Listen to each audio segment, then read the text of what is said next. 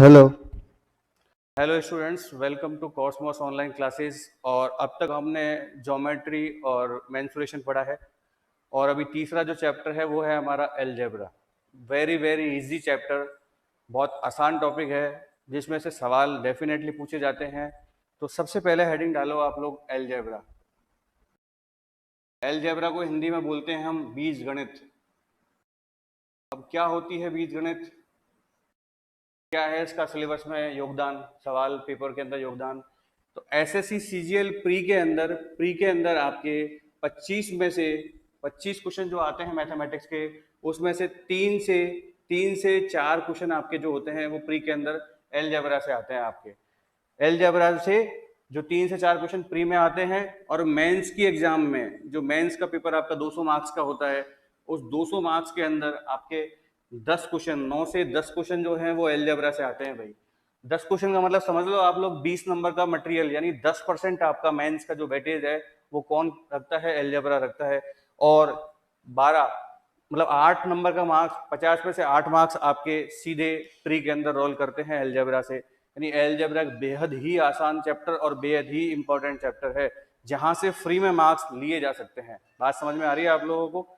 तो अब हम शुरू करते हैं अलजेब्रा। और अलजेब्रा के अंदर जो हमारा सबसे बेसिक चीज है वो 3 टर्म्स हैं। मैं 3 टर्म्स आपको बताने की कोशिश करता हूं, उनको समझना।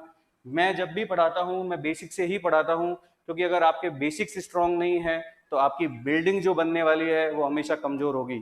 आपको पता है, जैसे हम एक घर बनाते हैं तो घर बनाते तो अगर उसकी नींव अगर स्ट्रांग नहीं है तो कितने भी मंजिल की बिल्डिंग बना ली जाए, कितना ही उसकी डेंटिंग पेंटिंग कर दी जाए, कितना ही उस पर पैसा लगा दिया जाए, अगर नींव कमजोर है तो मकान एक दिन गिर ही जाएगा। उसी तरह से अगर आपका मैथमेटिक्स में अगर फंडामेंटल या बेसिक स्ट्रांग नहीं है तो कोई एग्जामिनर अच्छा सा सवाल आपके लिए बना के फेंक दे जहां पर आपके बेसिक चेक कर ले हो, ठीक है, तो आप फंस जाओगे।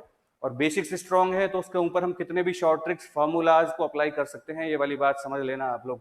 अलजेब्रा में सवाल को करने के तरीके बहुत सारे हो सकते हैं, लेकिन मैं यहाँ सिर्फ वही डिस्कस करूंगा मेनली जहां पर आपके शॉर्ट ट्रिक्स काम करते हैं। क्योंकि मैं यहाँ पर आप लोगों को जो पढ़ाने आया हूँ वो कोई 10वीं क्लास या 9वीं क्लास पास करवाने के लिए नहीं आया हूँ। मैं यहाँ आया हूँ आपको कंपटीशन के अंदर किस तरह से पेपर को करना चाहिए उस दृष्टि से ही इसको पढ़ाने की कोशिश करूंगा। तो let's start with algebra. Algebra में 3 टर्म्स आप लोगों के सामने सब ज्यादा गूंजेंगे। वो पहला है एक्सप्रेशन। एक्सप्रेशन। दूसरा होता है आपका इक्वेशन। और तीसरा आपका एक वर्ड होता है पॉलिनोमियल। क्या बीमारी है सर ये तीनों चीजें हैं? तो तीनों चीजों को समझ लो। एक्सप्रेशन को हिंदी में बोला जाता है व्यंजक। क्या बोला जाता है? व्यंजक। व्यंजन नहीं है खाने का, व्यंजक। इक्वेशन मतलब समीकरण। और पॉलिनोमियल का मतलब होता है बहुपद। ठीक है। क्या होती है ये तीनों टर्म? ये टर्म्स क्लियर नहीं है तो आप अलजेब्रा में समझ लो कि अभी आपको एबीसीडी नहीं आते, सीधे आप नाम बनाना सीख रहे हो। ठीक है, वो वाली प्रॉब्लम आपके साथ फिर बन जाएगी। एक्सप्रेशन का मतलब क्या होता है? एक्सप्रेशन का मतलब होता है relation between variables and constants. Hindi में क्या लिखेंगे? वेरिएबल को अपन शायद चर बोलते हैं, चर। और कांस्टेंट को हम बोलते हैं अचर। चर और अचर के बीच में जो संबंध होता है उसको हम किससे डिनोट करते हैं, किससे व्यक्त करते हैं? एक्सप्रेशन से करते हैं। इक्वेशन का मतलब सीधा सा समझा करो, जहां पर लेफ्ट हैंड साइड होती है, जहां राइट हैंड साइड होती है, और ये बराबर का चिन्ह जिनके बीच में होता है। लेफ्ट हैंड साइड हो और राइट हैंड साइड हो और उनके बीच में बराबर का चिन्ह है, डेफिनेटली बराबर का चिन्ह होगा तभी कोई राइट हैंड साइड होगी, वरना तो एक ही साइड होगी। अगर सिंगल साइडेड है, जहां पर बराबर नहीं है, तो वो एक्सप्रेशन है, जहां बराबर है वहां पर इक्वेशन कहलाती है वही चीज। यानी एक्सप्रेशन का स्पेशल फॉर्म क्या बन जाता है? इक्वेशन बन जाता है। और रही पॉलिनोमियल की बात, तो पॉलिनोमियल क्या होते हैं? पॉलिनोमियल को भैया कहते हैं हम कि पॉलिनोमियल क्या होते हैं? Single variable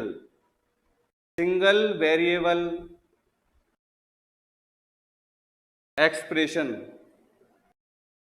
single variable expression यानी कि इस एक्सप्रेशन में सिर्फ एक ही टाइप के वेरिएबल्स होते हैं, तो उसको हम क्या बोलते हैं? पॉलिनोमियल बोलते हैं। क्या बोलते हैं? पॉलिनोमियल बोलते हैं। साथ में पावर ऑफ पावर का मतलब शक्ति नहीं है, यहाँ पर पावर का मतलब है घात। घात होती है ना, पावर अपन लगाते हैं 2 की पावर 2, ऐसे power of variable must be non negative integers. कहने का मतलब क्या है कि पॉलिनोमियल का मतलब एक वेरिएबल, एक चर वाली एक्सप्रेशन जिसमें उस वेरिएबल की पावर उस पूरी ही एक्सप्रेशन के अंदर या तो जीरो हो, नॉन नेगेटिव का मतलब जीरो इंक्लूडेड है, या तो जीरो हो या 1 हो या 2 हो। इंटीजर का मतलब क्या होता है? पूर्णांक। पूर्णांक आप नंबर सिस्टम में बहुत अच्छे से पढ़ोगे, वैसे आपने बचपन में पढ़ा होगा। पूर्णांक का मतलब परफेक्ट वैल्यू। उसका मतलब बिल्कुल भी ये नहीं है कि √2 ले लूं या √3 ले लूं या फिर मैं 0.2 ले लूं, 0.5 ले लूं, नहीं। इसका मतलब है कि 0, 1, 2 और एंड ऑन। क्या नेगेटिव में हो सकती है? नहीं, मैंने बोला है नॉन नेगेटिव होनी चाहिए पावर। ये वाली बात समझ में आई आप लोगों को? This is called a polynomial. अब सबसे पहले मैं एक्सप्रेशन को थोड़ा सा और आगे बढ़ाने की कोशिश करता हूं। एक्सप्रेशन को जानते वक्त अगर आप एक चीज देखोगे तो एक्सप्रेशन से पहले एक चीज आती है, एक्सप्रेशन से पहले एक चीज आती है कि भैया चर और अचर क्या बीमारी है, ये चीज समझा दो sir.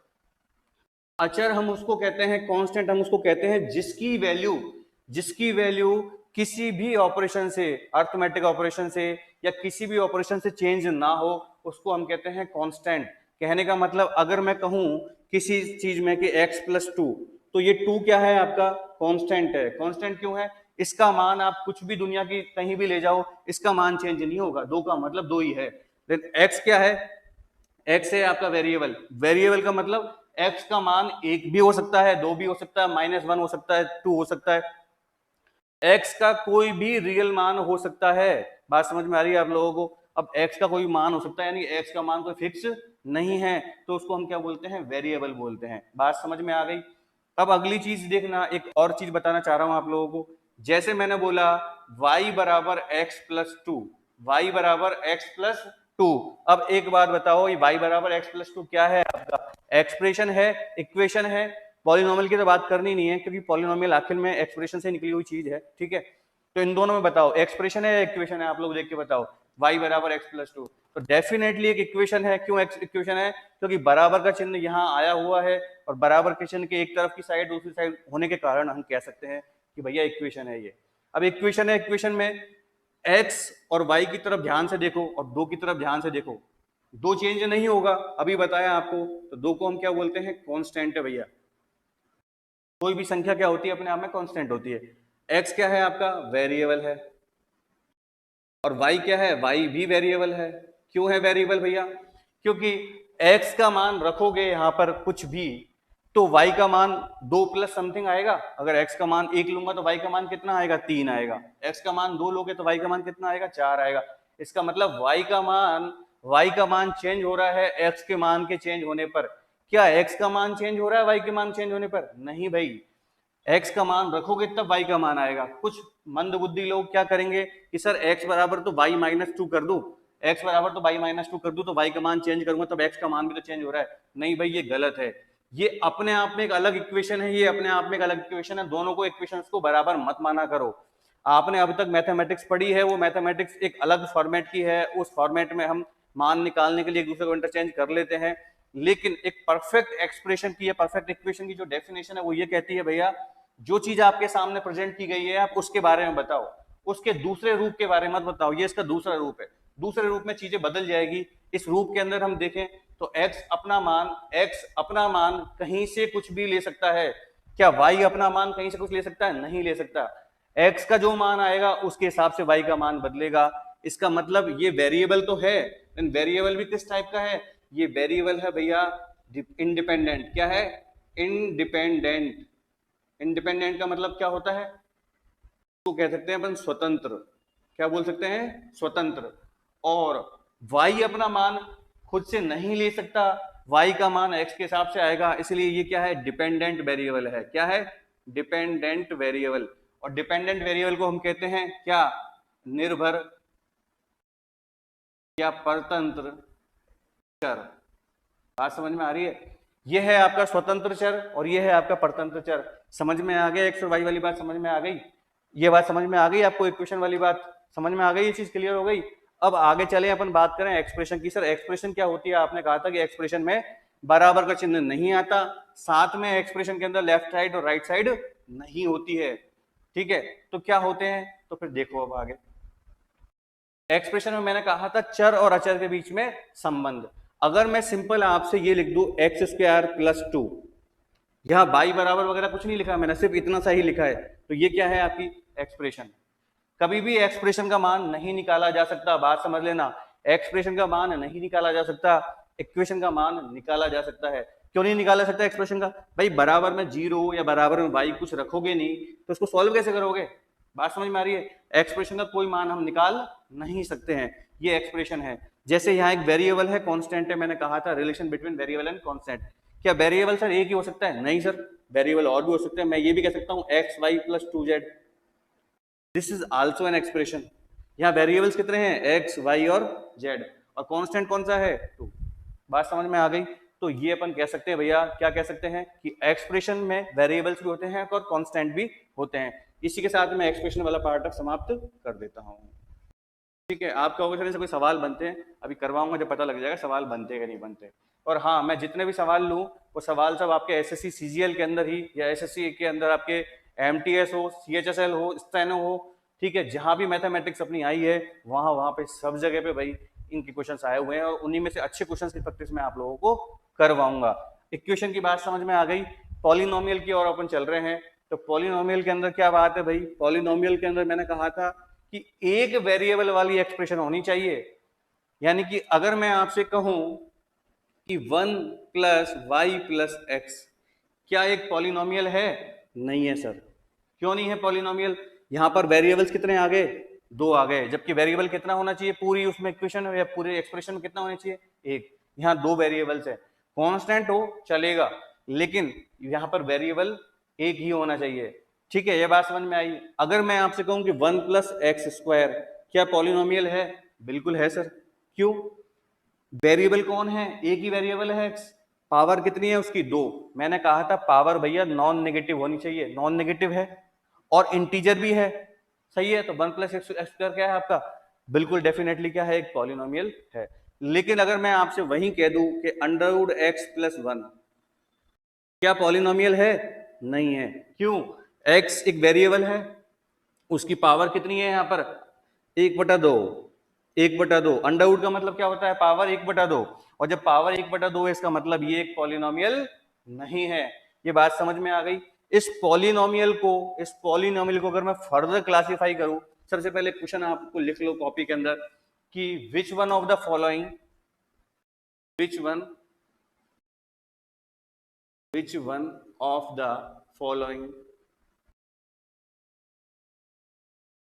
is polynomial? which one of the following is not polynomial? कह दो is not polynomial, ठीक है। लिखो, पहला है 1 plus x plus x square, दूसरा है 1 plus x square plus y square, तीसरा है रूट एक्स प्लस एक्स, और डी है, डी अपन लिख सकते हैं 1 plus x y plus y square. बोलो कौन पॉलिनोमियल नहीं है इनमें से? कौन पॉलिनोमियल नहीं है इनमें से? नॉट हटा दो भाई, पॉलिनोमियल है यही बोलो ना यार। Which one of the following is polynomial, ठीक है। क्या ये पॉलिनोमियल हो सकता है? नहीं हो सकता। कितने वेरिएबल हैं? 2। सिंगल वेरिएबल होना चाहिए। ये है? नहीं है। 2 वेरिएबल आ गए। क्या ये है? नहीं है। वेरिएबल तो एक ही है एक्स, लेकिन वेरिएबल की जो पावर है वो नॉन नेगेटिव भी है लेकिन इंटीजर नहीं है। यहाँ एक्स की पावर कितनी है? हाफ। हाफ इंटीजर नहीं होता। क्या ये है? बिल्कुल है सर। अब एक बात सुनना, कुछ लोगों के अंदर दिमाग में ये आ रहा होगा कि सर वेरिएबल एक ही होना चाहिए, सर कांस्टेंट कैसे आ गया? बेटा ये कांस्टेंट नहीं है।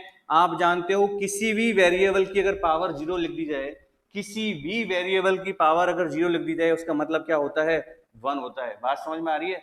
किसी भी वेरिएबल की पावर, दिमाग में छाप लेना है वाली बात, किसी भी वेरिएबल की अगर पावर 0 ले ली जाए तो उस कंप्लीट एक्सप्रेशन का वैल्यू कितना होता है? 1 होता है। बात समझ में आ रही है? तो यहाँ 1 नहीं है दरअसल में, यहाँ पर वेरिएबल लिखा हुआ है कौन, x, और उसकी पावर कितनी लिखी हुई है, 0। यहाँ पावर 0, यहाँ पावर 1 और यहाँ पावर 2। तो देखो 0 1 2 को नॉन नेगेटिव इंटीजर को फॉलो कर रहा है, इसीलिए हम कह पाते हैं। एक्चुअली यहाँ कहीं मैंने कांस्टेंट लिखा नहीं ना डेफिनेशन में, क्या मैंने कहीं यहाँ कांस्टेंट लिखा है कि कांस्टेंट हो सकता नहीं हो सकता, नहीं लिखा ना, तो कांस्टेंट वाला मामला ऐसा है। बाकी अगर यहाँ पर कांस्टेंट की वैल्यू अगर 2 हो 3 हो तो भी वो पॉलिनोमियल ही कहलाएगा, डोंट वरी। अब अगर अपन आगे बात करें तो एक चीज और सिखाता हूं मैं आपको, ये सब चीजें पता है क्या काम करेगी, ये सब चीजें ट्रिक की तरह काम करेगी आपके सवालों में, इसीलिए मैं इन चीजों को पढ़ा रहा हूं। अगली चीज सुनना, किसी भी पॉलिनोमियल एक्सप्रेशन की डिग्री क्या होती है, किसी भी पॉलिनोमियल एक्सप्रेशन की डिग्री क्या होती है, तो किसी भी पॉलिनोमियल एक्सप्रेशन की डिग्री होती है maximum power of a variable in single expression is called the degree of expression. Definition लिखना चाहो तो भैया लिख लो, ठीक है, डेफिनेशन को पूछेगा नहीं आपसे एग्जाम में, लेकिन फिर भी लिखना चाहो तो लिख लो, maximum power of variable in an expression is called degree of expression। Expression का डिग्री का मतलब होता है कोटि, है ना। अब यार इतनी हिंदी की तरफ मत जाया करो, थोड़ा मेरी भावना को समझ लिया करो। डिग्री का मतलब कोटि होता है, एक्सप्रेशन मतलब व्यंजक, यानी किसी भी व्यंजक के अंदर उस वेरिएबल की, एक्सप्रेशन भी कहना ठीक नहीं है, एक्सप्रेशन को हटा दो, ऐसे पॉलिनोमियल कर दो, इसको पॉलिनोमियल लिखो इसको, ठीक है, पॉलिनोमियल एक्सप्रेशन कहो इसको, ठीक है। किसी भी पॉलिनोमियल एक्सप्रेशन के अंदर वेरिएबल की जो मैक्सिमम पावर है वही उसकी डिग्री कहलाती है। कहने का मतलब क्या है कि जैसे मैं आपके सामने लिखूं 1 + x स्क्वायर, 1 + x स्क्वायर, ये एक पॉलिनोमियल एक्सप्रेशन है या नहीं है, बिल्कुल है सर। कि इसकी डिग्री कितनी होगी, तो देखो यहां पर मैंने कहा था maximum power of variable, variable x ही है केवल, और उसकी मैक्सिमम पावर कितनी है, 2। इसका मतलब इस पॉलिनोमियल एक्सप्रेशन की डिग्री कितनी होगी भैया, 2 हो गई। ये बात समझ में आई कि नहीं आई, आप लोगों को बोल दो। आगे डिग्री, अगर मैं आपसे बोलता यहाँ पर x² + x³ + x की पावर 4, ये 4 नहीं 9 ले लो, चलो अब बोलो डिग्री कितनी होगी इसकी, तो डिग्री कितनी होगी बता दो आप लोग, मैक्सिमम पावर कितनी है, 9, तो डिग्री कितनी हो गई, 9। ये बात समझ में आ गई। अब पॉलिनोमियल को हम और तोड़ें, पॉलिनोमियल को अगर हम और तोड़ें, डिग्री के बेसिस पे तोड़ते हैं, ये समझ में आ गया ना आपको।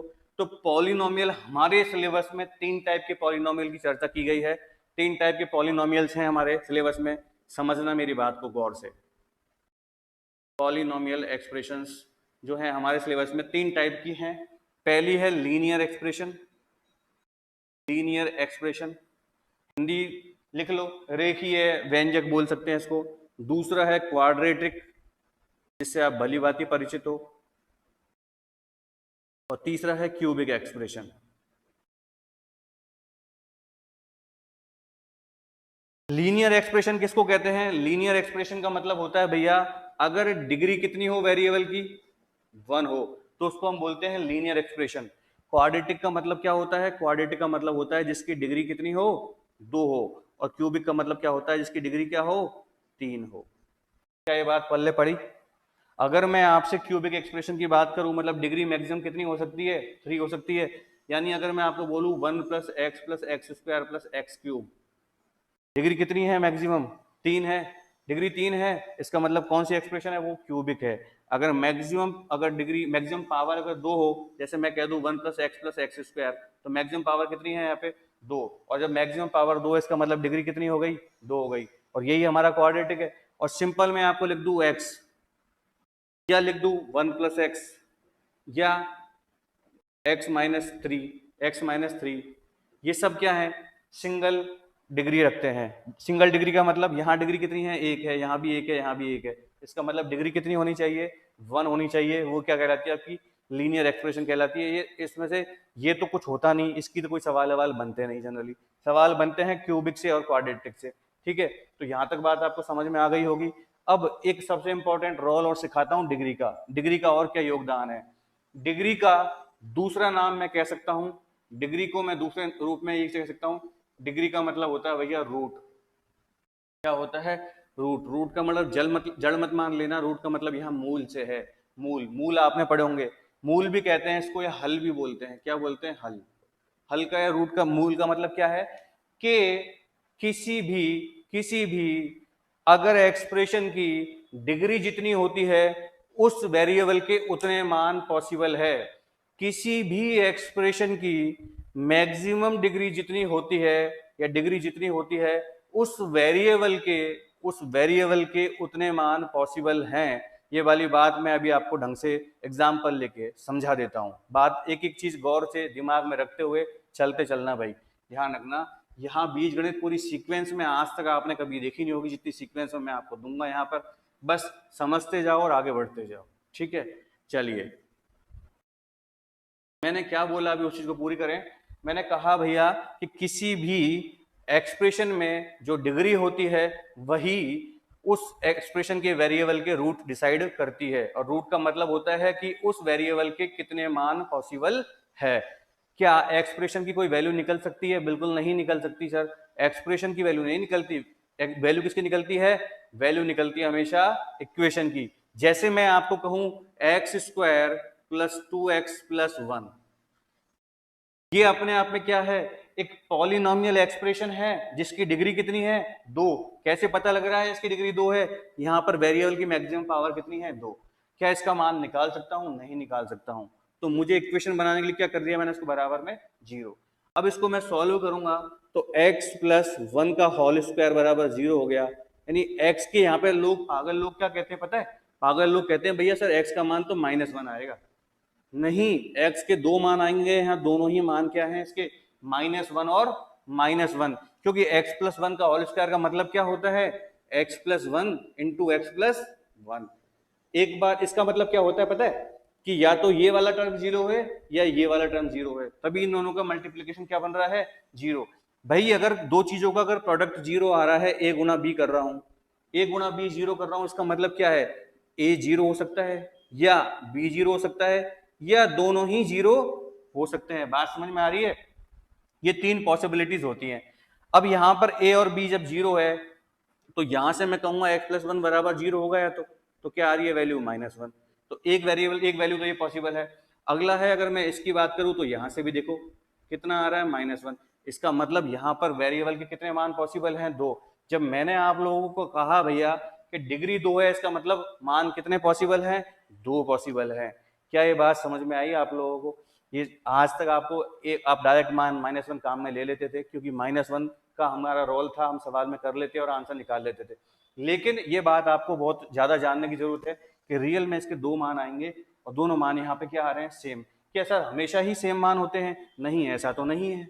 ठीक है, ऐसा तो नहीं है कि हमेशा मान सेम होंगे। ये जरूर सेम, ये चीज जरूर फिक्स है कि अगर पावर मैक्सिमम 2 है तो उसके रूट कितने होंगे? 2। उसके हल कितने होंगे? 2। अगर अगला सवाल लूं आप लोगों के सामने कि x² + 7x + 12 बराबर 0 कह दिया मैंने आप लोगों को, अब बोलो x के कितने मान आएंगे? 2 आएंगे। मुझे कैसे पता लगता है इन चीजों का? यहां से पता लगता है। लगता नहीं लगता? अब इसको कैसे सॉल्व करते हैं? अपन कहते हैं भैया x² + 4x + 3x + 12 बराबर 0। इसको सॉल्व करने का तरीका सीख लो। वैसे आप लोगों को तरीका आता होगा कि यहां पर लिखी गई जो चीज है, यहां पर छोड़ो, इसको मैं बाद में बता दूंगा अभी आपको, है ना। ये अपने आप में सेपरेट क्वाड्रेटिक लूंगा ना तो मैं पूरा पढ़ा दूंगा। यहां से आएगा x + 4 और x + 3 बराबर 0। x के कितने मान पॉसिबल है यहाँ पर? -4 और -3। देखो यहाँ पर अलग अलग आया तो यहाँ अलग अलग मान आ गया। तो कुल मिला के मेरा कहने का मतलब है कि जितनी डिग्री होगी उतने ही वेरिएबल के मान होंगे। यहाँ तक की बातों में कोई तकलीफ आप लोगों को नहीं होगी। समझ में आई होगी? बात समझ में आई आप लोगों को? ठीक है भाई। तो इस वीडियो में मैं सोच रहा हूँ कि आपको इतना ही रखूं, क्योंकि ये एक अपने आप में इंट्रोडक्शन पार्ट है एलजेब्रा का। एलजेब्रा का शुरुआत हम करेंगे इसके बाद में। तो होप कि ये चीज क्लियर है आप लोगों के लिए। मिलते हैं नेक्स्ट वीडियो में नई जोश और उमंग के साथ में, और करते हैं कुछ क्वेश्चंस विद टाइप्स। ठीक है, मैं टाइप के थ्रू आपको सवाल करवाता हुआ चलूंगा ताकि आपको एलजेब्रा को समराइज करने में, इकट्ठा करने में प्रॉब्लम ना आए। ठीक है, थैंक यू।